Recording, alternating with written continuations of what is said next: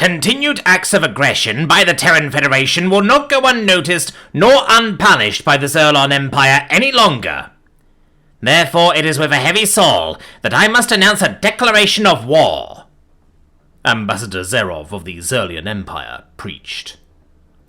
Excuse me, in accordance with Subchapter 52.3323 of the Galactic Charter, I would like to address the accusations leveled by the Zerlon Empire against the Terran Federation, as is our right under the Charter.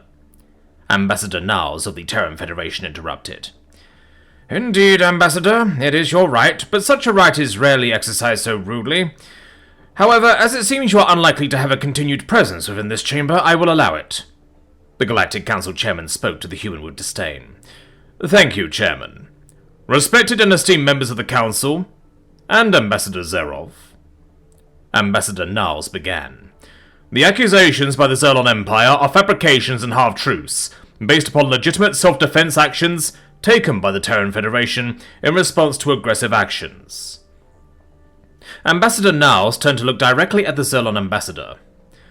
The Zerlon fleets exponentially outgun and outnumber Terran fleets by several orders of magnitude. The Terran Federation has only been a member of this council for a single human generation. We are woefully unprepared for an armed conflict with any species, let alone one as advanced and mature as the Zerlons. Yet you continue to refuse to kneel before your betters, the Zerlon ambassador interrupted. While an unwanted interruption, you are not wrong, Ambassador. Humanity will never kneel, and your insatiable desire for our homeworld and claimed territories is abundantly clear. More, we recognize the inability or unwillingness of the members within this council to come to our aid should the Zerlon choose to declare war. As such, the Terran Federation has taken offensive action against the Zerlon Empire. There! You heard him! They are the aggressors! Shouted the enraged Zerlon ambassador. The most recent incident, described by the Zerlon ambassador, what he framed as a failed attempt to bombard their homeworld, was an action taken by the Terran Federation, but is not what they suppose. In truth, the device detached by the Zerlon Empire was not a kinetic impactor, intended to strike their homeworld, but a weapon targeted at their star. It was one of dozens. Every star orbited by a habitable world within Zerlon territory has been seeded with such a weapon. I question their sensor technology, given this was the only successful detection by them. Walking over to Ambassador Zerov, the Terran ambassador looked him in the eye. This weapon is meant to level the playing field, and to understand its capabilities, you only need reference the first point of discussion during this council meeting. A star within an unclaimed system unexpectedly went supernova, only 4 cycles past. This event served as a test, and as a display of the capabilities of the Terran Federation. The council immediately erupted in shouting and alarm as the chairman sought to quiet the chambers. Ambassador Niles, are you saying the Terran Federation caused a supernova with a weapon and has placed these weapons throughout Zerlon space? The chairman asked with alarm. That is correct, Chairman. The Terran Federation cannot win an interstellar war against any species in this room. However, with the power to engulf any star system in stellar nuclear fire at will, no species in this room can win a war against the Terran Federation. Are you insane? Are you mad?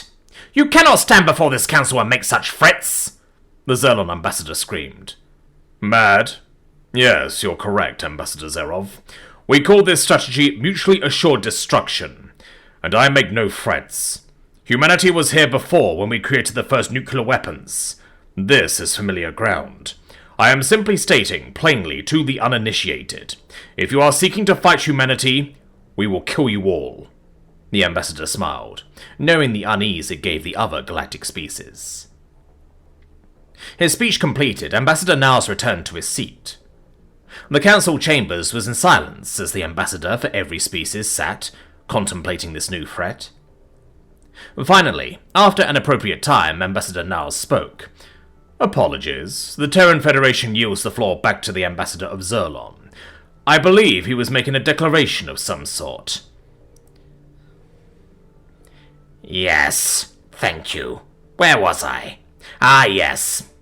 The Zerlon Empire has confirmed the aggressive actions believed to have been perpetrated by the Terran Federation were in fact orchestrated by an unknown third party.